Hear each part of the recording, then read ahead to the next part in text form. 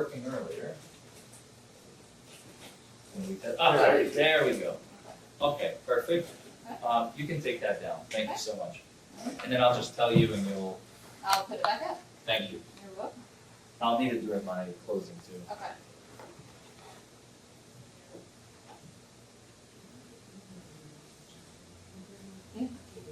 Yeah. Yeah.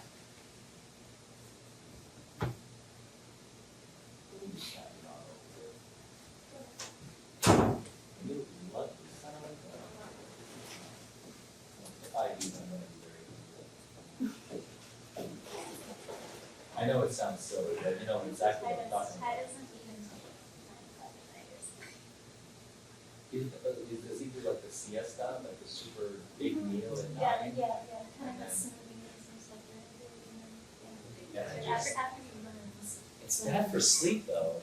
It's so bad for your sleep. Hey, if it works for him, it works for him. I'm not gonna judge him, man.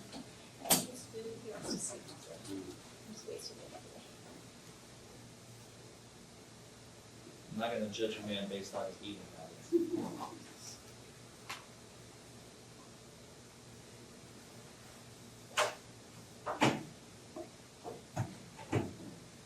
Did you do that?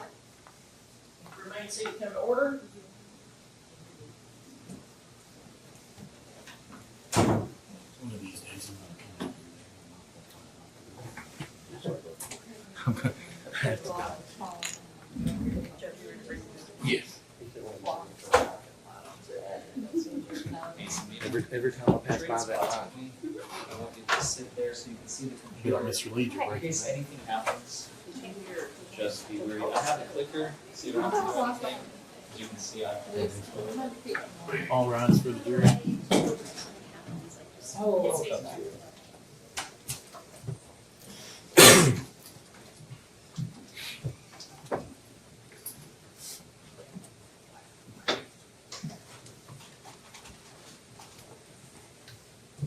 Thank you all.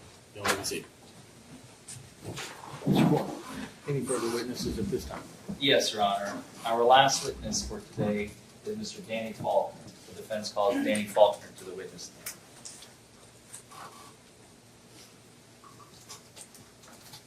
Oh, you raise your hand. Okay. Sorry, left-handed. Do you swear affirm the statement you provide will be true and correct to the best of your knowledge and belief under the penalty of perjury? And you understand at this time that you will be foregoing your Fifth Amendment right to remain silent? Yes. Have you spoke to him about his right to not testify today? Of course, Your Honor. Yes. Mr. Faulkner, it's been a long day. Yes, We have heard a lot of different witnesses. We've heard testimony from different witnesses. We've heard from Officer King. We've heard from your friend Gus. We've heard from your wife Crystal. I think it's time to set the record straight. This is your case, correct? yes, You are the named person in this case, correct. and you chose to testify and tell your story to the jury. Is that correct? Correct. So, Mr. Faulkner, could you please state and then spell your first and last name in full for the record? Danny Faulkner, D-A-N-N-Y, middle name Wayne, W-A-Y-N-E, Faulkner, F-A-U-L-K-N-E-R. And where are you employed? I'm employed at North Point Nursing Home and Rehab in Lexington, Kentucky. I'm the lead respiratory therapist there. So you're, much like your wife, you're a respiratory therapist, is that right? That is correct. That is your profession? Yes, That is what you do for a living? Yep. And that is how you're employed currently? yes. Did you hold any kind of jobs previously? Drove a truck for 21 years before that. Like a commercial driver's Yes. license truck? Like Yep, CDL? 48 states in Canada. Yes, sir. Class A or B? Class A. So we're talking big semis, the Yes. 52-foot trailers? Yes. Okay. I want to take you back to the events that transpired on December 3rd. Let's start with December 3rd and then lead into December 4th, 2023. Could you please tell these ladies and gentlemen of the jury what were you doing all day on December 3rd, 2022, to the best of your recollection? Well, we slept in a little bit because we very rarely get a weekend off together. So we slept in, got up probably around 9:30 or 10, something like that. Didn't really have any breakfast or anything because it was late. Crystal was just doing things around the house, and I was just kind of chilling out watching TV, to be honest. We've been lazy. It's hard to get a day off sometimes. And that's all we did around the house until we left about 7, got ready to Okay, take so showers. before you left, let's put a bookmark right there. So you left around 7. Up until 7 p.m., did you have any alcoholic beverages? Did you consume any alcoholic beverages? No, sir. When you left at 7 p.m., where did you go? Like I said, we took showers, got ready, left about 7.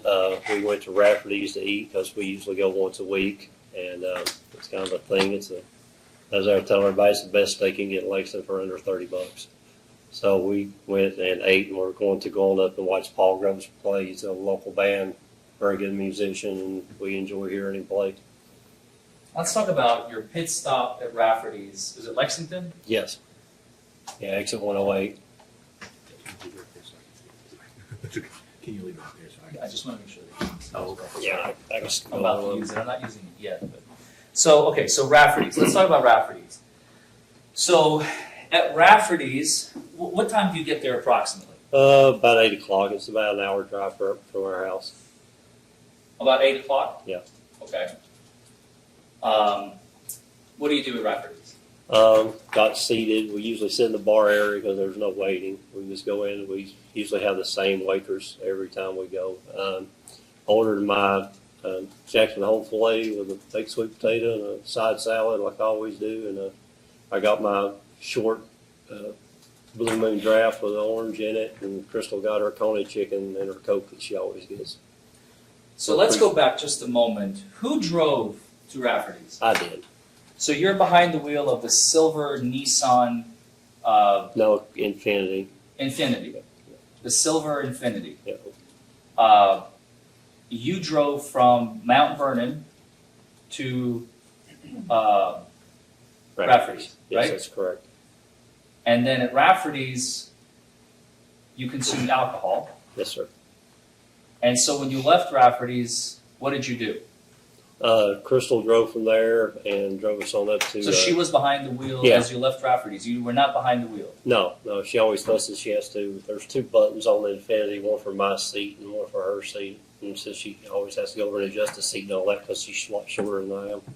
Okay. So when you leave Rafferty's, do you remember approximately what time that would have been? Probably about 9. It usually takes us an hour time we order and get her food and all that and sit and enjoy our meal.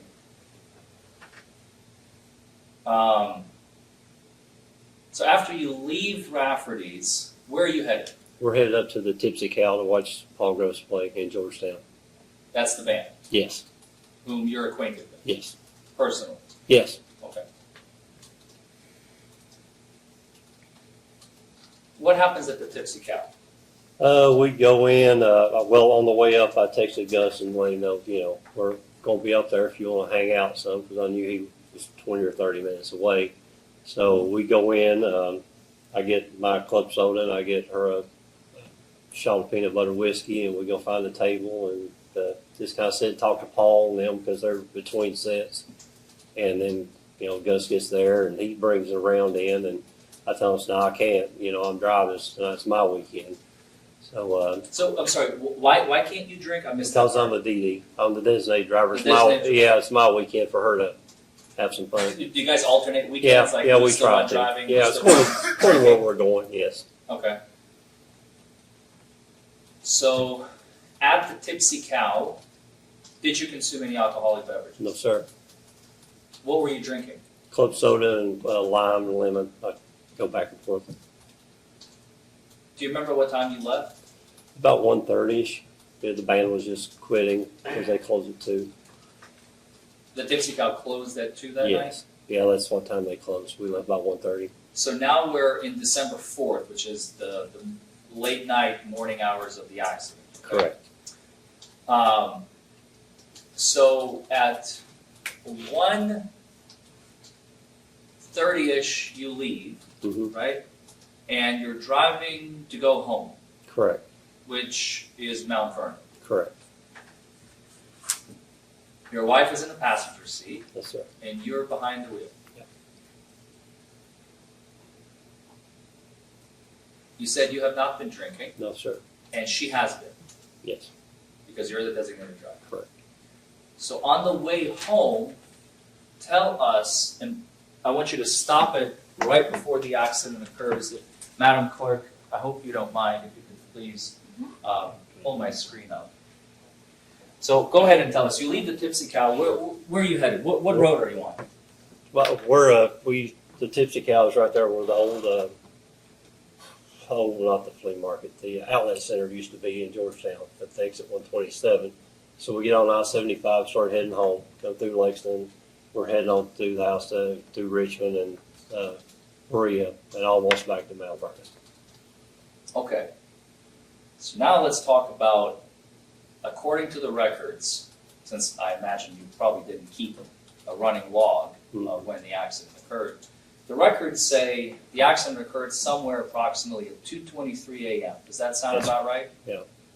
Would you have any reason to dispute that? No, because we left up there by 1:30.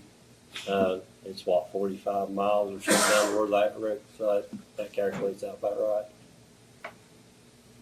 It's a 45-mile drive. Yeah, from the 127 down to the 72, so it's 28 and 52 miles.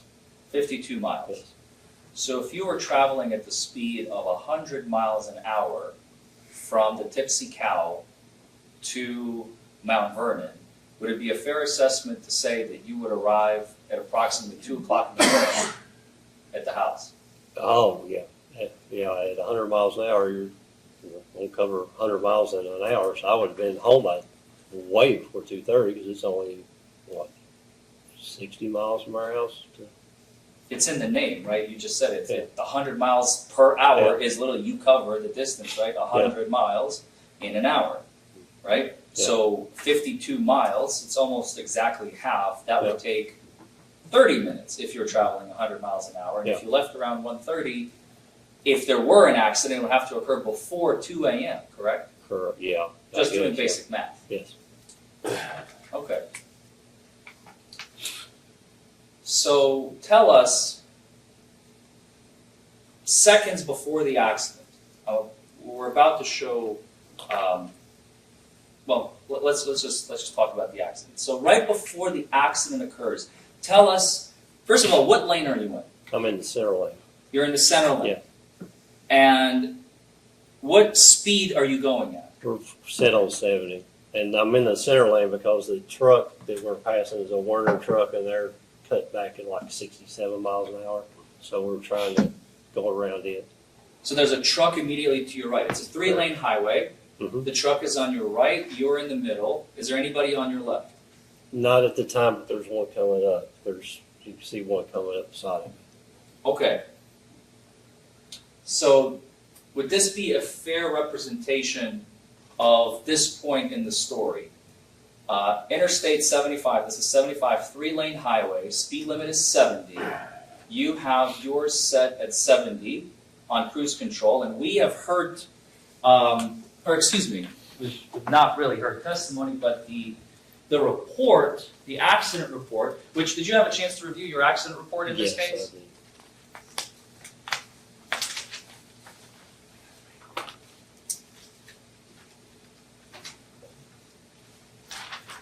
If I may approach the witness, Your Honor.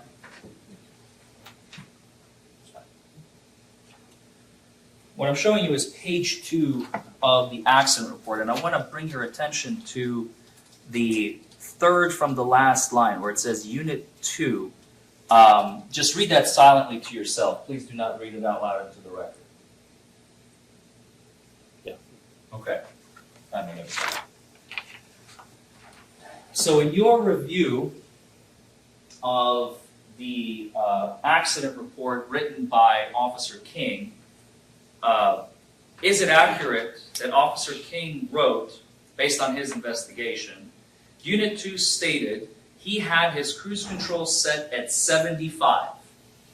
Well, he was set a little higher than me because he was passing me. So I mean, I didn't pay him as much attention to kind of try to gauge his speed, but he was passing me. So yeah, that would be 75 or better, yes. Would you have, well, strike that. So, is there any reason for you to dispute that the Ford F-150 that was overtaking you on the left-hand side was going faster than you? No, he was definitely going faster than me. Okay. So as the three of you are traveling southbound on 75, this is kind of flipped, it would be downward, but we're drawing it as if you're traveling in the direction of travel just for simplicity's sake. This is 75 south, and the arrows are pointing the direction of the vehicles as they're traveling. Would that be accurate? Yeah, so the truck would have been just a little farther up, but I hadn't overtaken it that far yet, but yeah. And as the Ford F-150 on your left-hand side, tell us what happened. Well, just like I said, we're passing a truck, he's coming up this way, and you don't pay much attention. It's 2 o'clock in the morning, he's just another car passing. And I didn't think anything about it until he got to about right here and veered that way. When he Kind of like veered, that? yeah, overtook me in my lane, and I tried to brake because he Okay, so hold on. So he begins entering, I think the technical term we use in our common parlance, in our human vernacular, I suppose, our regular vernacular is cut you off. Would that be a fair statement? Yeah, he was cutting me off. He was cutting you off, and the truck, where was the truck? He was about right where he is right there now. So he was to my right. I could not go that way. And I yelled, get over. And it's like and I just didn't have any time to react. Now, when you said get over, your wife was asleep up until this point, right? Yes. I know you may or may not have been distracted, but did you catch out of the corner of your eye, did that wake her? To be honest with you, I was so focused on what I was doing. You didn't even notice if your wife was I didn't. awake or not. Did she say anything? No, I didn't hear her say anything. Okay. She didn't scream or nothing? Not that I can recall. Okay. So you yelled, get over. Why do you yell that? Just have it driving, 20-some years of driving. But what caused that? Because he's getting over into my lane, and I can't miss him. I can't get over and get away from him. So and there we are. Okay, so tell us about what evasive maneuvers did you attempt to perform to avoid the collision? As he came over, I tried to slow down. I tried to cut evasive to the right because I knew I could not go to the left. I thought maybe if I get to the right and he goes on and we'll just kind of cross paths and end up here. There was no real choices. And like you were saying earlier, you can still see my skid marks and then say from the maneuvers. And then what happens? Then airbags go off everywhere.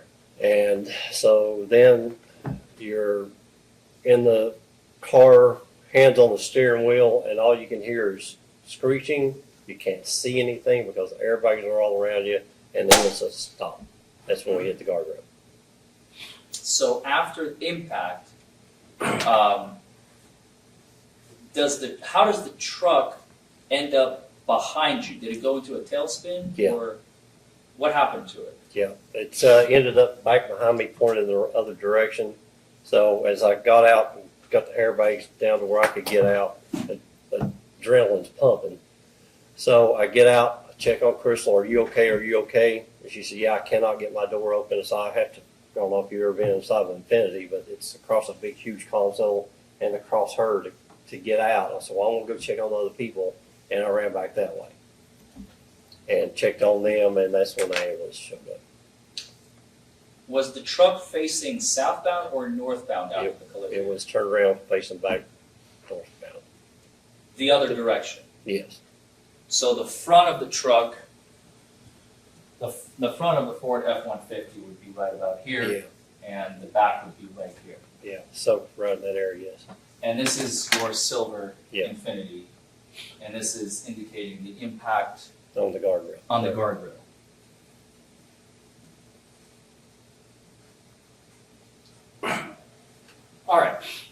What happens next? So the EMTs show up. He puts me in the back of the ambulance on the stretcher, and he's kind of telling him, check on my wife. I'm just kind of hanging out there as he goes down there. Yeah, I might ask, I might have a follow-up question about one of his slides, if we could, to let Mr. Faulkner clarify. Oh, sure. Let's leave that out. No problem. Sorry, I was finished with that. No, you're I just okay. wanted it out of the way. Please continue. So I'm hanging out in the ambulance, just waiting there on them to bring Crystal up to the ambulance, and I think it's weird because he's got her arm around and she's hopping to try to, because at this point she hadn't told me her leg was hurt because she hadn't tried to get out of the car yet as I got out or as I had left. And so when they get to the back of the ambulance, he tells me to get up out of the stretcher and sit on the bench, and then proceeds to get her up into the ambulance and lays her down. What happens after that? We head to the hospital. And what happens at the hospital? The hospital, they put me on a stretcher, and they pull the curtain. They put Crystal on a stretcher over here. They pull the curtain, and I'm telling them I'm good. To take care of my wife, and so they do X-ray of my chest, which is okay. They start to do an EKG. I'm like, no, I don't need that. I don't have any health issues, no heart issues, no diabetic, no nothing. And then they want to pull troponins, and I'm like, no, I don't need all that. Just take care of my wife. I'm perfectly healthy. I'm just, I'm hurting because, you've done X-rays. I'm hurting because of the airbag. It's not my heart. So they kind of, like, they get mad at me because I won't let them do these tests. So they're like, well, you'll have to sign out AMA. What does AMA stand for? Against medical advice. And Against medical advice? And I've worked the ER long enough. I know. I'm like, yeah, sure, I'll sign out the AMA. There's nothing wrong with me. So as I'm signing out, that's when Officer King shows up. And then pretty much as I'm signing on one side, I'm handing my wrist over the other side.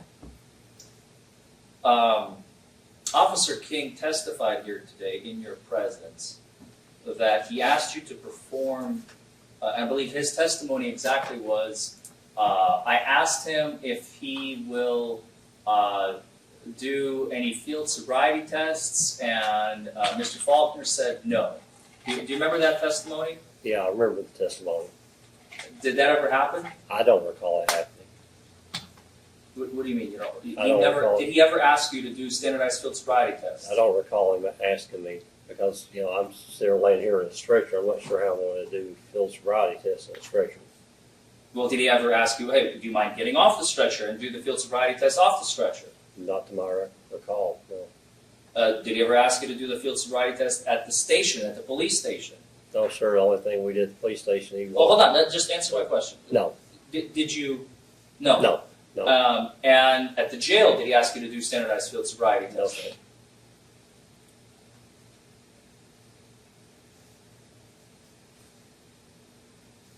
So your testimony here today is that Officer King never asked you to perform standardized field sobriety tests to your recollection. Not to my recollection.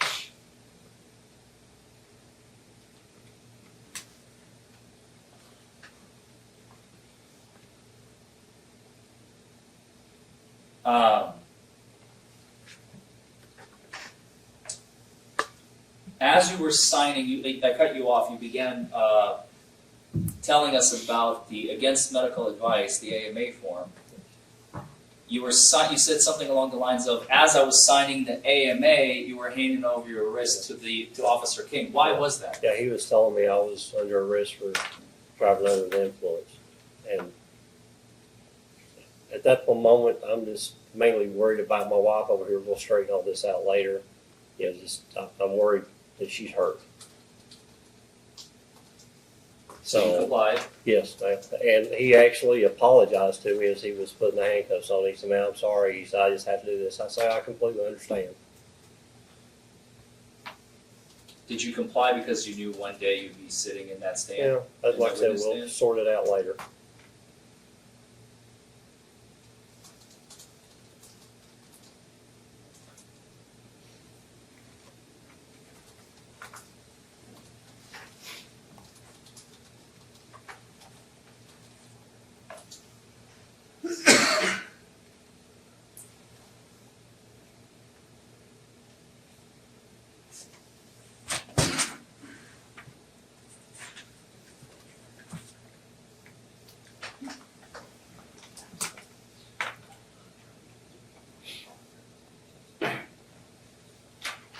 If I may have just a moment, Your Honor. You may. Thank you.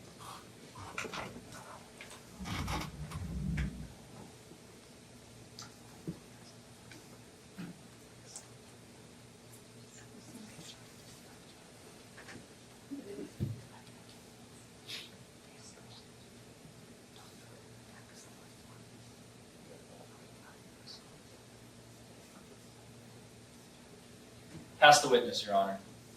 It's really, Your Honor, if Mr. Forman could please pull the slide back up to where the actual impact between the two vehicles were. I have a question too about that. Certainly. You didn't create your own for the trial? No, I did not. I don't know the one that the officer prepared that you've already admitted resembles. And it resembles this one quite a bit other than the speed, so it should work out well. Is that the one you want on there? There's not one at all on that right now. Oh, I'm sorry, Madam Clerk, if you don't mind, to pull up defense counsel's table on the television set. Thank you. Okay, and your statement is that that truly represents the accuracy of where the vehicles were positioned at the time. Yes, at the point of impact. Can you explain something I'm having a hard time wrapping myself around logic? Now, the officer's testimony was that you were traveling approximately 100 miles an hour, right? Yeah. Okay. Your testimony is you were driving at 70 miles an hour, Mm-hmm. and that the other vehicle was traveling faster than you. At the time he was overtaking me, yes. Can you please explain to me, because I can't get this, the logic of it just escapes me, how that if you were traveling slower than the vehicle that cut you off, how you would have ever hit it in the rear? Have you ever had anybody pass you on the interstate and get over and immediately slow down? But you didn't testify to that, so that's your Well, I'm testimony saying, now yeah, that he they did- slowed down after he cut you off. I'm saying he came over and I had no room to go. But But again- I wasn't looking at the speed Objection, on Your Honor, there. I would ask that Okay, counsel I thought- allow my client to answer the question being asked, Fair and point. please move on to the next question. I wasn't looking at the speedometer of the car in front of me. I don't know if it went from 75 to 70. I don't know if it went from 75 to 80. Okay. All I know is when he come over in front of me, he cut me short. I had nowhere to go. That's what I'm having a hard time understanding is how he could ever cut you short if both yours and the testimony the officer or your attorney just asked you about, if the report said he was traveling at 75 with the crew set and you say 70 with the crew set. Is there any way that you would have rear-ended him if those two statements are true? One of them has to be false, right? No, when he came over into my lane, there's only two objects cannot occupy the same space. I agree. And if you were traveling at 70 and he come over into your lane and occupied your space, he would have hit the side of your vehicle with the side of his, right? But you said you rear-ended him. You said this is accurate. I caught him in the back right corner right there, yes. Okay. So you would agree with me that it's not possible that both of these speeds are correct and you rear-end something. One of those has to be wrong, right? Not especially, not, I'm not getting the physics involved in it. well, like I said, if he's coming straight over on you, Yeah. he's there. He's there, I agree. And he's traveling at Now, 75 whether he let and off you're of traveling at his, 70. but whether he let Yeah, I off would of his ask accelerator, I don't know. Objection argumentative at this juncture, Okay. please. yeah, it's just But you can concede that if he hadn't let off his accelerator or hit the brakes or something, that no accident would have occurred under this fact. Objection asking for the witness to speculate. No, Judge, I'm not. I think that's pretty simple. He just changed the fact pattern. He If just- things were Because different. he did, because he just Hold on, said hold on, let's that he let off, he may have let off his let's accelerator. approach.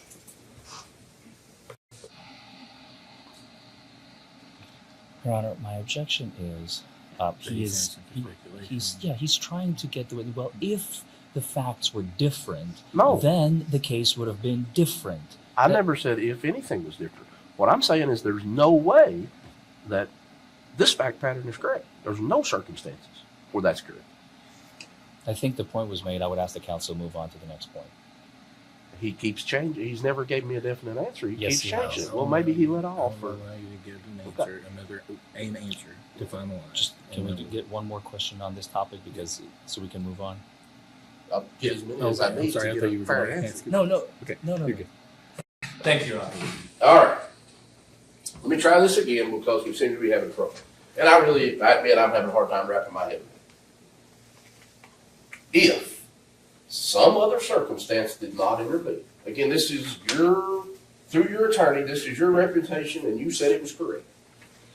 Without some intervening factor, if this vehicle was traveling 75 miles an hour and you were traveling 70, there's no way you could have rear-ended that vehicle, correct? You're gonna have to describe intervening factor. I'm not sure. Well, the things you mentioned, he let off the accelerator, he slowed down. But if this is accurate, Yeah. there's no way you could have rear-ended. If he's traveling 75 and something else didn't happen, and you're traveling 70 and something else didn't happen, there's no way that accident occurred, correct? As he came over in my lane, there's no way it cannot happen. As he came over into me, there's no If way. he cut over a millimeter in front of you and he's traveling faster than you, you would have never touched, correct?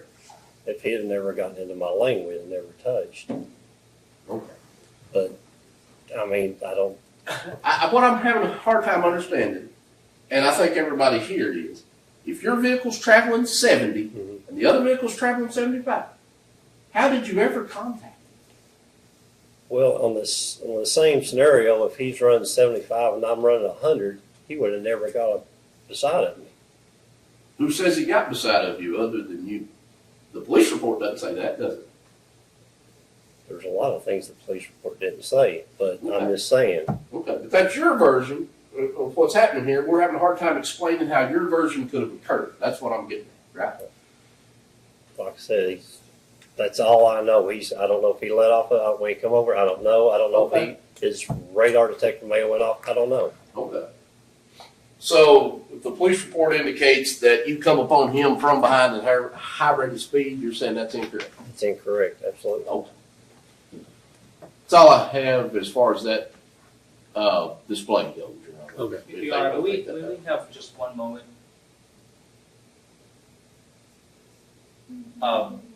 Your Honor, I would object that counsel just stated a fact that's not in evidence and it's not in any documentation whatsoever. There is zero evidence in the record that Mr. Faulkner was going faster.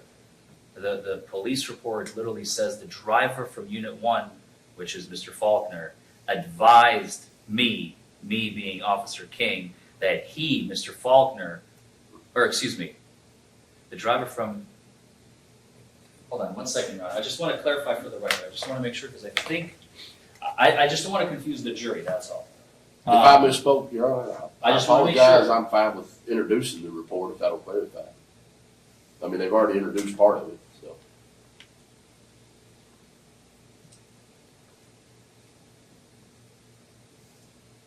Okay. For the record, I'll just allow counsel to move on. I wasn't sure, but I think we're in agreement now. Okay. Can I move that TV? I'm I fine think with that. he's done with that. And Can we, close that up? Thank you so much. Thank you. Where's the, sorry, I need your help. He rolls better than the podium. At least. Yeah, and I don't want to break anything. There's a cord involved. See? See, that's exactly what I mean. Don't let it get too far because I'm going to need it in a minute anyway. All right, Thank you. Proceed, Mr. Leisure. Sorry, So- Bill, go ahead. Oh, no, don't worry. So, how long again have you and Miss Faulkner been appointed? She was actually my respiratory teacher when I went through respiratory school. So that was in 2011 and 12. Okay. And how long have you all been in a relationship? Oh, we've been married for 13 years now. Okay. How long have you had the policy that you all alternate weekends and who gets to drink? Oh, since the beginning. Okay. Before that, did you have the same policy? No. Okay. So we've heard you and your friend Gus and Miss Faulkner testify that you didn't have anything to drink at the Tipsy Cat, right? Yes, that's, Do you have an explanation as to why you smelled like alcohol at Well, 2:30 in the morning. have you ever danced all night with a drunk chick on the dance floor with a beer in her hand? Well, that's what I was curious about, because Yeah. she never said she spilled anything on you, and Mr. Curtis never said they spilled anything on you. So is that your testimony now? Did you ask her if she did? No. I figured that if she had, your attorney would ask her. I don't know Your how this Honor, again, stuff I'll works. object. Let's Again, just- we don't have the burden. Let's just The get burden is on the the. council. Well, he's asking me questions though, Judge. so- Well, we can't ask the attorney's questions. Oh, I'm but we'll sorry. keep I- it just this is between you my- asking him questions. This is my first time You're doing good. this, I'm sorry. I'm sorry, what did you say? I This is your first time doing this? First time in a jury box, absolutely. Okay.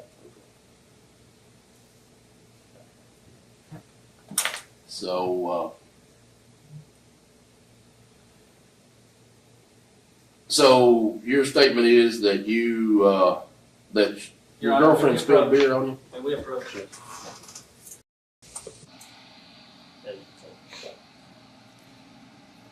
I believe opposing counsel, if I understand correctly, because I know that Mr. Faulkner has a prior DUI out of Laurel County from 13 years ago, which is not admissible because it's outside the 10-year window. The direct question was, I've never done this before, and the answer was elicited. I've never been in the said jury box, in a witness box, isn't that what it's called? I've never been in a witness box before. That case was resolved pursuant to a plea and is not admissible at this court. So I just want I'm to not asking any questions. I was going to check, but I haven't asked any questions. All right, thank you.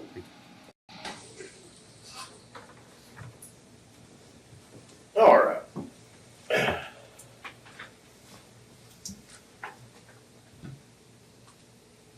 So, I'm sorry, back to the question I asked you. Your statement today is that your girlfriend, or wife, excuse Yes, me, my wife. spilled beer on you at some point during the night. Couple times during the night, yes. Okay. And that's the only reason you smelled like alcohol. Okay. Yes, sir. You wouldn't have still smelled like alcohol because of the beer you drank at Rafferty's. Not from 8 o'clock till then. That's what I agree. So, what about you telling the officer that you might have had a beer about 2 hours ago? After a collision, I guess I really just didn't put time together much. Okay. But you did state previously that you were perfectly healthy and there was nothing wrong with me, right? I said I had no heart issues. I was perfectly healthy. No heart issues. Okay. And then later, again, on the question Mr. Forman asked me, you said there was nothing wrong with me. Is that correct? Nothing wrong with my heart, yes. When they try to do EKGs No, but your or statement troponin. was there was nothing wrong with me. Does that sound correct? I mean, we can play it back if we need to. Well, maybe we need to. I'm pretty sure nothing wrong with my heart. We may get to that in a moment. Then. Okay. Okay. Yeah. So you said you also said that you did not recall the officer asking you for to submit field sobriety test. No, I don't recall that. And the next statement was you wondered how you could do field sobriety test while in a stretcher. Well, I was conversing back and forth, but yes, with my Okay. attorney. So do you remember it or do you not? No, I don't. No, Okay. sir. So there's also testimony about you swaying, being unsteady. Sitting in the back of the ambulance, that's the one you're talking about? Uh-huh. Yes. It's, I can't ask him a question. Being hit by an airbag, I was sitting doing like this because it was hurting. Okay. And a seatbelt, I had a huge bruise right here. Okay. Let's talk about your injuries. What were they from the crash? Mainly just the big bruise here. I was limping a little bit, but nothing serious.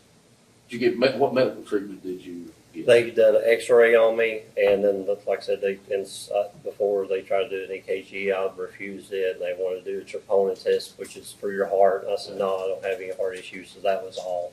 Okay. So, you actually received no treatment. You done some testing, but no injury had to be treated. Would that No. be fair to say? No injuries for me, Okay. no. What about your wife? What was her? She broke her knee, her ankle, and her heel. Okay. And she had a C2 butterfly fracture. Trying to get the words out, sorry. Who were the other individuals involved in the crash? I'm not sure what their names were. What were their names? I don't know. I never saw them again after the EMS did this. Never checked later on, anything? No, sir. Okay. So you seem to have some specific memories about what happened at Rafferty's. You seem to have some specific memories about what happened at the Tipsy Cow. But you get really foggy when we get down the road, right? Is there a reason for that? Yeah, except for the car crash. No. That you had no injuries from, right? Like I said, from the airbag stuff, I was really badly bruised. But no injuries that needed treatment. No. And again, your statements were perfectly healthy and nothing wrong with Ears ring a little bit from getting hit by the airbag. them. Okay. Did you walk out of the hospital with the officer? I walked out with the officer, yes, in handcuffs.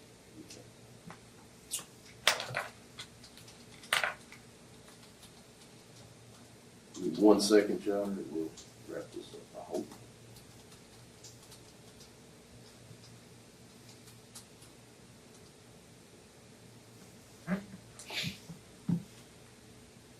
So you did speak with Officer King that night?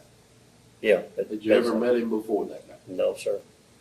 To your knowledge, do you and he run in any of the same social circles? No, sir. Any connections other than this one traffic stop? Not that I know of, no, sir. You know of any reason why Officer King would make up any of these statements that you say are untrue? Did he appear to be intoxicated that night? No, I'd never even crossed my mind. But Okay.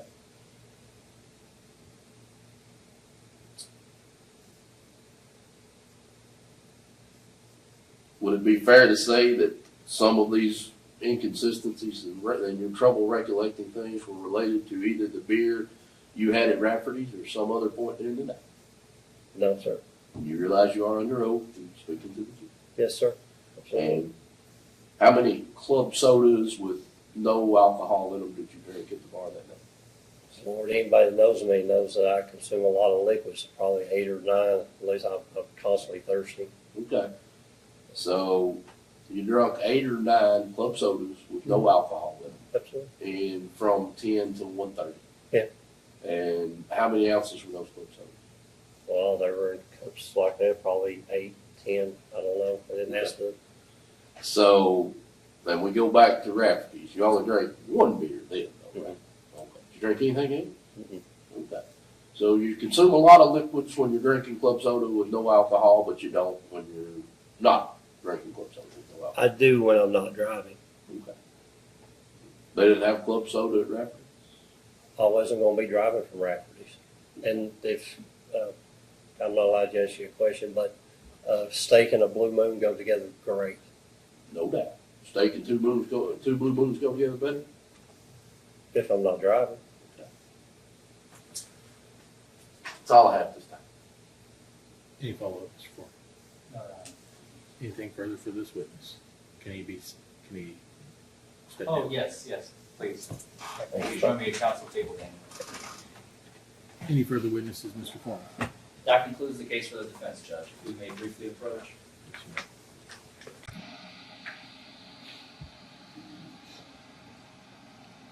At this juncture, the defense would simply like to renew its motion for direct verdict based on all the reasons stated previously and on all the new evidence that just came in. Mr. Lee, anything?